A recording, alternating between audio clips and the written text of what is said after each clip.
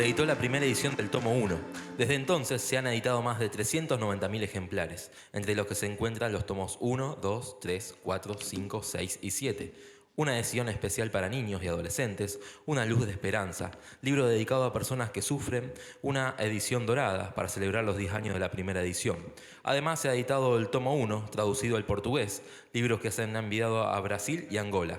Además, una nueva edición sobre el bullying y violencia que se trata de un manual. A través de este nuevo ejemplar dejamos una serie de sugerencias para erradicar este flagelo que afecta a toda la humanidad. La página web es visitada con más de 240.000 personas mensualmente.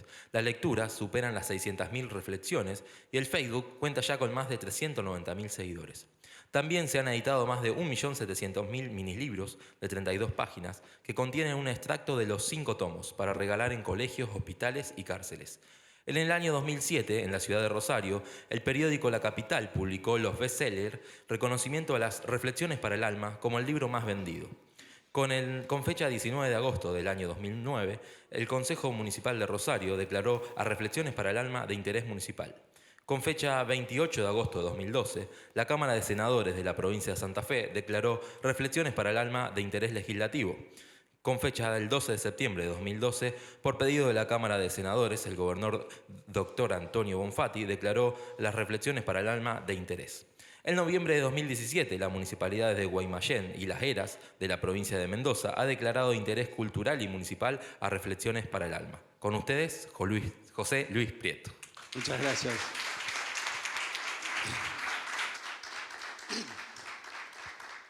Buenos días, hermano. Bueno, muchísimas gracias a la familia Terraza por haberme invitado. Los conozco, en mayo va a ser 20 años que comencé con esta aventura de hacer 1500 libros. Solamente pensaba que esa iba a ser toda mi aventura como escritor, pero gracias a Dios me equivoqué porque realmente fue un éxito tremendo. No solo el éxito, digamos, de la venta o de la difusión, sino lo bien que ha hecho a muchas personas. Tenemos muchísimos miles de testimonios, pero 4 son los más fuertes de todo. 4 mujeres que tuvieron varios intentos de suicidio y salieron adelante. Por eso siempre digo que Reflexiones para el Alma es un instrumento que Dios tiene en sus manos para hablarle a las personas y convencerlas de que Él es real y que puede hacer lo imposible. Bueno, en el día de hoy traje un mensaje que se llama Desafiar lo imposible, que es nuestra historia, la de mi esposa y la mía. Cuando estudiamos una profesión en la universidad, todo el tiempo estamos a pruebas. Antes de recibirnos, nos someten a decenas de exámenes y después de varios años de estudiar, recibimos el ansiado título. Todo lo que hemos recibido al Señor, hemos elegido la profesión más difícil de todas, pero no imposible de concretar, ya que a diferencia de una carrera universitaria, estaremos toda la vida a pruebas. Y si somos aprobados, el galardón lo vamos a recibir de manos del Señor Jesucristo cuando estemos en su presencia. Hay algo que se me ocurrió muy interesante, después lo voy a mencionar al final, que podríamos llamarle a esta profesión de cristianos cómo agradar a Dios. Y ahí hay varias materias que después las voy a mencionar. Hoy quiero contarles, bueno, que como les decía antes, junto a mi esposa tuvimos que pasar por varias pruebas muy duras y dolorosas. Dios probó nuestra fe porque en sus planes había un propósito. Ese propósito era el de confiarnos este hermoso ministerio que se llama Reflexiones para el Alma. Todo comenzó en la década de los años 90. Nosotros vivíamos en ese entonces en Villa Gobernador Galvez, teníamos un negocio para la venta de artículos del hogar. Después pusimos un negocio de moto. Era algo brillante realmente. Recuerdo que un mes habíamos llegado a vender $200.000. Imagínense al dólar el precio de eso, 200 millones de pesos de venta en un mes. Bueno, era algo que increíble, venía la gente a pagar las cuotas, los créditos, llevaban nuevos artículos. Era una cosa increíble lo que era ese negocio. Éramos 6 o 7 empleados y teníamos una fila de 15, 20 personas en forma constante. Bueno, todos sabemos lo que pasó en el año 2000, ¿no? La economía de nuestro país colapsó y la situación colaboró para que nosotros pudiéramos padecer una gran catástrofe económica. Las empresas de allá de Villa Gobernador Galvez, llámese Paladini, Unilever, Montevideana, Montenegro, Swift, eran empresas que, a su vez de tomar gente, porque había muchísimo trabajo, hacían horas extras. Y claro, cuando sucedió este hecatombe de que el dólar de $1 se fue a 3, ahí comenzó el declive de la economía, y eso nos afectó a nosotros, porque nosotros teníamos créditos otorgados a la gente no venía a pagar. A todo esto se sumaba que la gente no venía a comprar, nuestras obligaciones teníamos que hacerle frente, a tal punto de que ya un día no pudimos más con toda esta situación. La propiedad era nuestra, teníamos un salón de 200 metros cuadrados y arriba nuestra casa, valorada por el banco en ese momento en $250.000. Entonces estábamos en una disyuntiva porque, claro, recibíamos llamadas del banco, recibíamos llamadas de los acreedores y no teníamos dinero, no entraba un solo peso en el negocio. Cada día teníamos menos mercadería, llenábamos los huecos con cajas vacías como para no aparentar tanto el problema que teníamos. Entonces, bueno, fuimos a consultar al contador, al abogado, y ellos nos proponían traspasar la casa a nombre de otra persona, cosa que era legal, para poderla salvar esa propiedad, que era lo único que teníamos. Pero ahí estaba la conciencia, ¿no? Esa conciencia que te dice, sí, por un lado hacelo, por otro lado no está bien. Fíjense un detalle, los otros días leí algo muy interesante. Dice que por nuestra mente pasan 60.000 pensamientos diariamente y el 80% de ellos son negativos. Así que bueno, ahí estaba esa pelea, ¿no? Esa pelea cruel que tenemos en nuestra mente entre el bien y el mal. Y por un lado, sí, transferirla, no seas tonto que te vas a quedar en la calle. Y por otro lado, no está bien hacerlo. Así que bueno, en un momento mi esposa decidimos dejar todo en manos del Señor. Cuando le comentamos al abogado y al contador, dice, ¿te volviste loco? ¿Cómo vas a hacer eso? Bueno, esa es mi decisión. La aceptaron, por supuesto. Así que ahí estábamos luchando, clamando al Señor, pidiéndole constantemente, clamando para que, bueno, hiciera un milagro, porque de otra manera no teníamos ninguna solución. Entonces, teníamos esa opción de deshacernos de la propiedad o bien desafiar lo imposible. Y bueno, ese fue el gran desafío, ¿no? Uno se preguntará, una casa de $250.000 solamente por fe, un poco delirante, ¿verdad? Pero bueno, nos jugamos y ahí estaban las cosas, todo en manos del Señor. Al principio fue muy duro porque, vuelvo a repetirles, clamamos, íbamos a la iglesia, todos los hermanos orando por una solución. Veíamos que hermanos pasaban al frente y daban testimonio y decían: Dios hizo este milagro en mi vida, Dios hizo este otro milagro. Con mi esposa nos mirábamos y decimos: ¿cuándo vamos a pasar nosotros? Estamos apichonados ahí en el banco esperando esa bendita solución. Pasó año y medio, y a todo esto hubo que agregarle algo muy duro, que fue una enfermedad terminal que tenía la hermana de mi esposa con 46 años. Así que más dolor en nuestro corazón no podíamos tener. Hasta que leíamos la Biblia y un día comenzamos a leer el libro de Job. Y a la distancia, por supuesto, muy a la distancia, nos sentimos identificados. Entonces siempre yo me he preguntado, cuando comienza en el capítulo 1, dice, había una vez en cierto país llamado Uz un hombre muy bueno y honrado. Otra versión dice: hubo en tierra de Uz un varón llamado Job, y era perfecto y recto, temeroso de Dios y apartado del mal.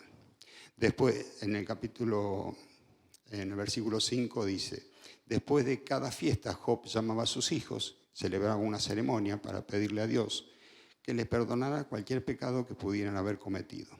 Se levantaba muy temprano y le presentaba a Dios una ofrenda por cada uno de sus hijos. Job hacía esto pensando que tal vez sus hijos podrían haber ofendido a Dios o pecado contra él.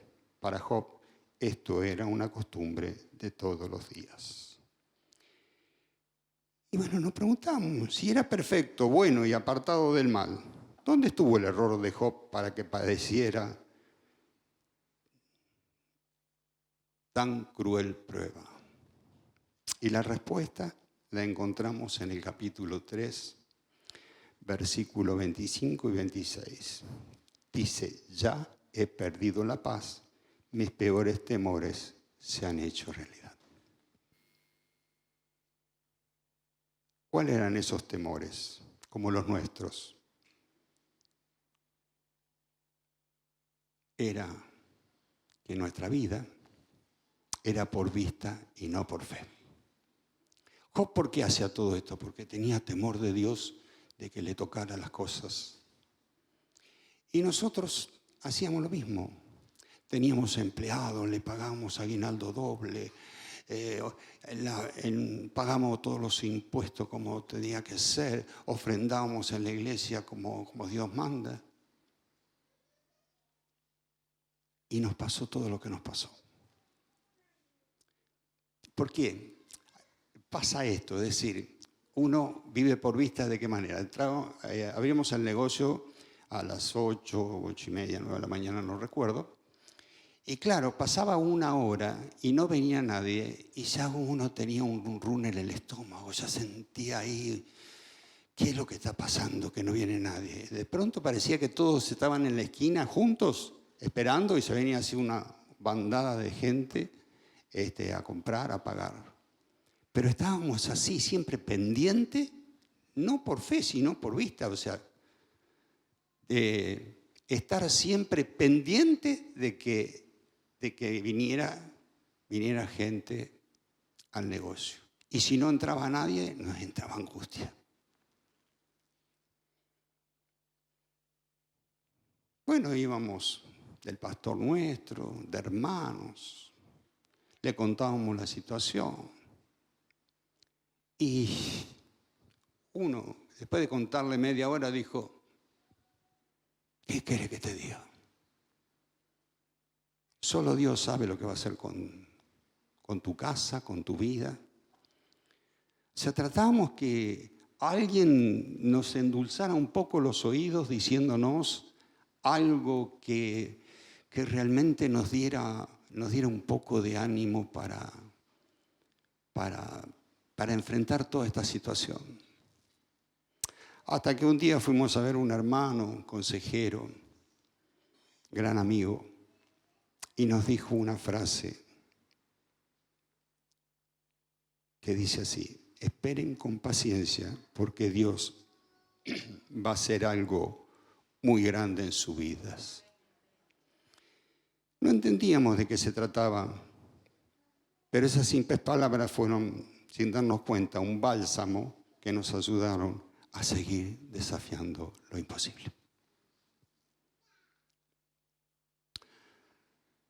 Pasaron, como les dije antes, unos 2 años con una mezcla de angustia por no ver un pequeño rayo de sol en nuestro oscuro cielo y por otro lado, esperanza de que un día pudiéramos ver la mano de Dios haciendo lo que para nosotros era imposible.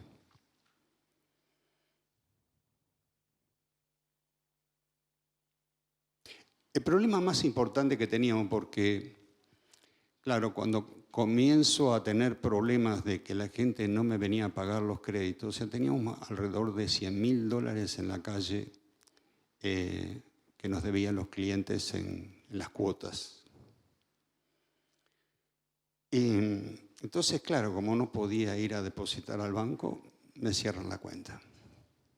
A todo esto yo tenía una tarjeta de crédito, una Mastercard del famoso banco del Suquía, hace ya, bueno, en el año 2000, 2001.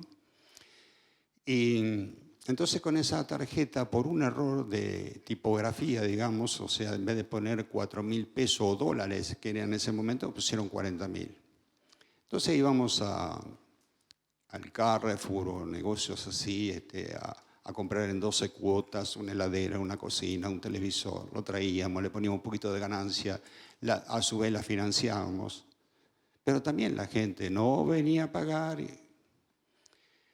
Entonces un día también se dejó de pagar la tarjeta de crédito, que más o menos el gasto orillaba cerca de los 30.000, 35.000 pesos o dólares en ese momento. A todo esto, bueno, ya estábamos a 30 días del remate de la propiedad y, bueno, nos presentamos en convocatoria para poder extender esta agonía para más adelante y ver a ver de qué manera podíamos estar solucionando el problema. Bueno, pasó el tiempo, ya uno estaba más tranquilo porque al estar en convocatoria se nombra un síndico, en fin, ya se habla con los proveedores y demás y entonces todo se extiende por 3 o 4 años más. El resumen de la tarjeta que antes, ahora la mandan por WhatsApp o por mail, pero antes venían en un sobre. Entonces, una tarde llegamos a casa después de 1 año y medio de no recibir ese sobre, ese resumen de la cuenta de la tarjeta de crédito. Cuando abrimos la puerta nos encontramos con el sobre. Bueno, fue un momento donde sentimos una angustia muy grande porque dijimos, este es el final de todo, quién sabe cuánto vamos a deber. Bueno, como era la hora de cenar, dejamos el sobre ahí a un costadito porque esto nos va a arruinar la cena. Así que bueno, terminamos de cenar y mi esposa abre y dice, ¿qué es esto? Y me la muestra y digo, ¿y esto? Primero me fijé si la tarjeta era mía porque no podía querer, hermanos, lo que estaba viendo. La deuda había llegado a $93.000. ¿Y saben qué? Estaba totalmente pagada.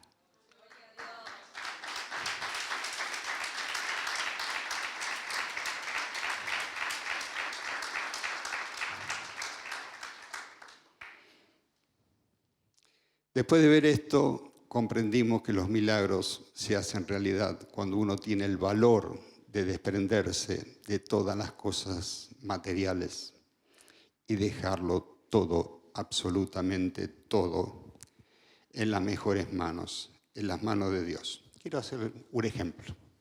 Nosotros tenemos las cosas así, agarradas, ¿no? Todo lo que nos pertenece lo tenemos así, hasta que un día Dios empieza a obligarnos a desprendernos. Pero de pronto nos quedamos así nosotros. Y yo me imagino a Dios cruzado de brazos diciendo, ¿y me lo vas a dejar? Sí, te dejo todo en tus manos, Señor. Ah, bueno, entonces bien. Ahora voy a hacer lo que tengo que hacer contigo. Esa es la única manera de poder encontrar respuesta de Dios. Jesús dijo que debíamos tener fe como la de un niño. Imagínate que tenés un niño de 5 o 6 años, está jugando con un autito, se le sale una rueda y viene a ti y te dice, papá, mamá, ¿me lo podés arreglar? Y él se va a jugar, se olvidó del tema, sabiendo que cuando vuelve, a la hora, 2 horas o a la tarde, no sé cuándo, va a encontrar el autito arreglado. Nosotros como adultos, ¿qué haríamos? Miramos, corremos la cortina a ver si lo hizo, no, todavía está ahí. Le mandamos mensaje, papá, no te olvides, arréglame el autito. El niño no lo hace eso, nosotros como adultos sí. Entonces, cuando nos desprendemos de las cosas de Dios, es el momento donde Dios actúa por nosotros. Mientras nosotros estemos con las cosas de la vida así, nunca Dios va a hacer el milagro que nosotros necesitamos. Pasaron 25 años de esta tremenda prueba y siempre recordamos las palabras de nuestro amigo. Esperen con paciencia porque Dios va a hacer algo muy grande e importante en sus vidas. El haber experimentado esta situación nos hizo comprender que en la vida muchas veces debemos atravesar por diversas experiencias, porque es así como nos fortalecemos para poder enfrentar situaciones mucho más importantes. Yo digo que, otro ejemplo, un boxeador se prepara físicamente quizás por años para generar músculos en todas partes de su cuerpo para que los golpes del contrincante no lo tiren a la lona en 20 segundos. Y nosotros, como cristianos, tenemos que formar músculos espirituales. Porque la vida nos da muchos golpes y tenemos que estar preparados. Tenemos que estar firmes cuando vengan los golpes. Para que a la simple cachetada caemos al suelo y quizás no nos levantemos más. ¿Por qué? Porque ya dejamos de creer en Dios, dejamos que nos venga una depresión, una angustia. No, tenemos que fortalecernos. Fortalecernos en el sentido de orar todos los días, de leer la Biblia y de escuchar la voz de Dios. Como le decía antes, tenemos el 80% de pensamientos negativos. Entonces quiere decir que el enemigo nos está venciendo. Tendría que ser al revés. Porque tentaciones las tenemos de la mañana a la noche, hasta cuando dormimos tenemos tentaciones. Y esas tentaciones muchas veces le damos lugar o escuchamos la voz equivocada pensando que son verdades y son puras mentiras.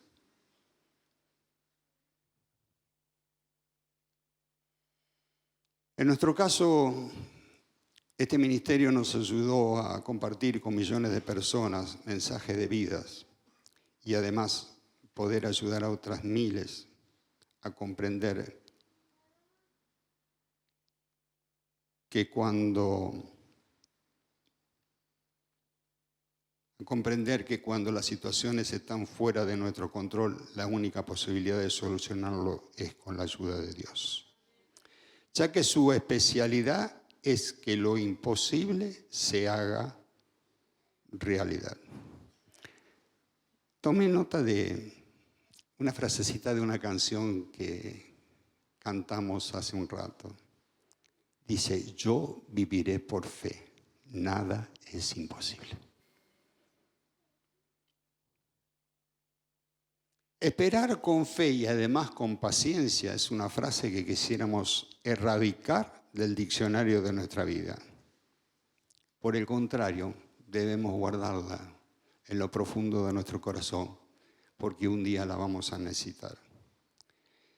Fíjense lo que dice en 1 Pedro capítulo 1, versículos 6 y 7. Confiar en Dios. Por eso, aun cuando por algún tiempo tengan que pasar por muchos problemas y dificultades, alégrense. La confianza que ustedes tienen en Dios es como el oro, así como la calidad del oro se pone a prueba con el fuego. La confianza que ustedes tienen en Dios se pone a prueba con los problemas.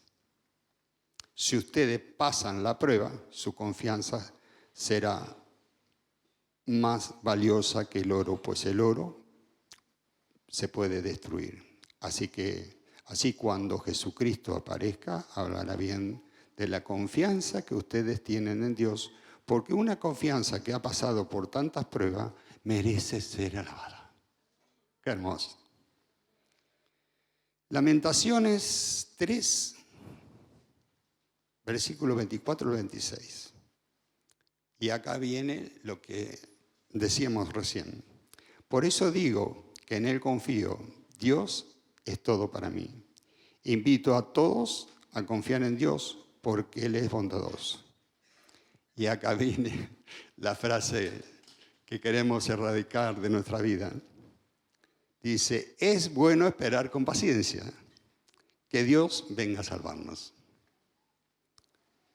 Lucas 18:27, para la gente eso es imposible, pero todo es posible para Dios. Otra de las pruebas que Dios me puso, porque mucha gente dice que suerte, que desgracia, ni la suerte ni la desgracia existe. La suerte puede ser un milagro. Los periodistas muchas veces en televisión dicen, por suerte fue un milagro. No, fue un milagro de Dios.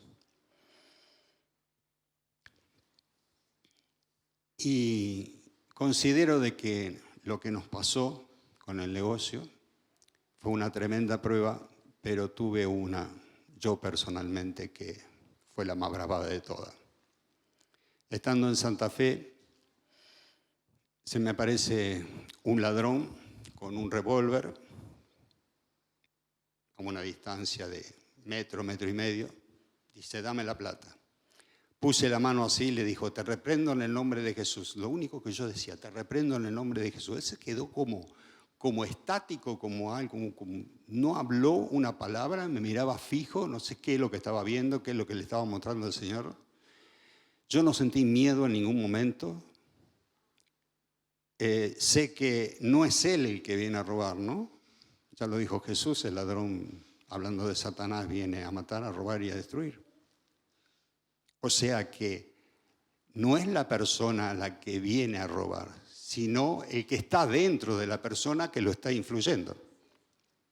Por eso doy charlas en la cárcel y le digo, estás acá porque escuchaste la voz equivocada. Y bueno, este chico de pronto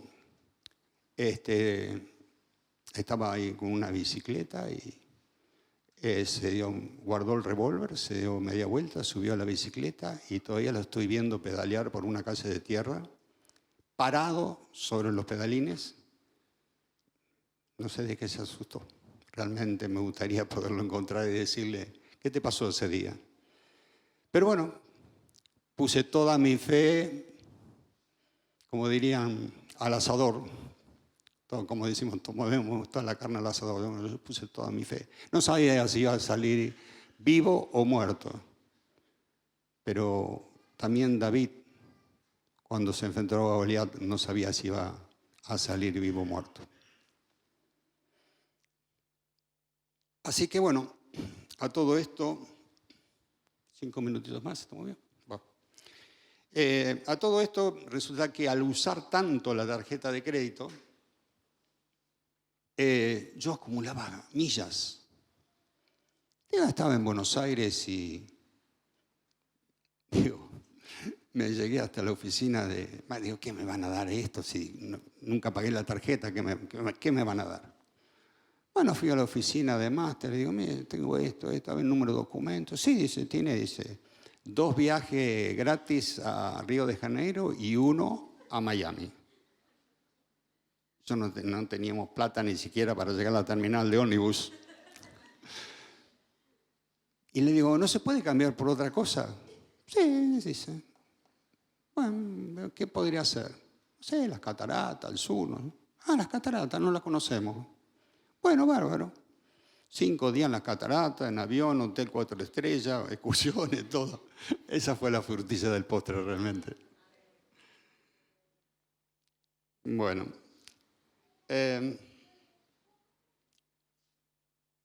Esta situación y el hecho de haber experimentado el amor y el poder de Dios de una manera tan práctica nos sirvió para que hoy podamos compartir este mensaje de vida con todos ustedes y de alguna manera pasarle la posta, ¿no? Es decir, es como las carreras donde se pasan la posta y el otro sigue corriendo.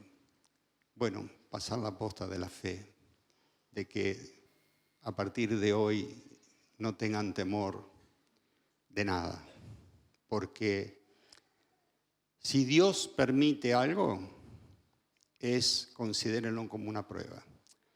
Es decir, ustedes piensan en algo, yo me puse a pensar me gustan mucho los ejemplos. Una persona sale con un maletín de $1.000.000 a la calle. Dios y Satanás lo saben. Satanás, ¿qué va a querer? Que te lo roben. Pero Dios tiene que darle el permiso. Así que todo lo que pueda pasarles, si han pasado por situación o la están pasando o la van a pasar, tengan la fortaleza, la fe de pensar que para Dios todo es posible. Bueno, como les decía antes, a mí siempre se me ocurren cosas raras, ¿no? Fíjense, ahí dijimos que se llamaba cómo agradar a Dios. Esto sería, digamos, la profesión. Después tenemos materias. Y esas materias yo las tomé no sé si van a aparecer. Ahí aparece, no sé si se alcanza a leer, pero yo se las voy a leer. Las tomé de algunas, o sea, todas, de los frutos del Espíritu Santo. Amor, gozo, paz, paciencia, benignidad, que es humanidad, bondad, fe, mansedumbre, dominio propio, y le agrego oración, ofrenda, confiar que Dios hará, discernir, ¿quién te lo dijo? La evangelización, esperar con paciencia. Entonces yo hice columnas donde dice hoy. Entonces, ustedes, si quieren, lo hacen. Después se lo pueden pedir al pastor, aquí a los chicos que se lo he dejado ahí en la computadora, que se los pase. Y uno se va poniendo una nota. ¿Cómo estoy en amor? 5, 6, 7. Como dice Dante Gebel, la suegra no cuenta aquí, así que... ¿Cómo andamos en paciencia? ¿-30? ¿Cómo andamos en mansedumbre cuando alguien se nos cruza en semáforo rojo y tenés que frenar en dominio propio, cuando tenés que enfrentar una situación? Bueno, todas estas cositas que de alguna manera nos pueden servir como para que nosotros vayamos fortaleciéndonos, formando esos músculos espirituales que les había hablado anteriormente. Así que bueno, con esto vamos terminando.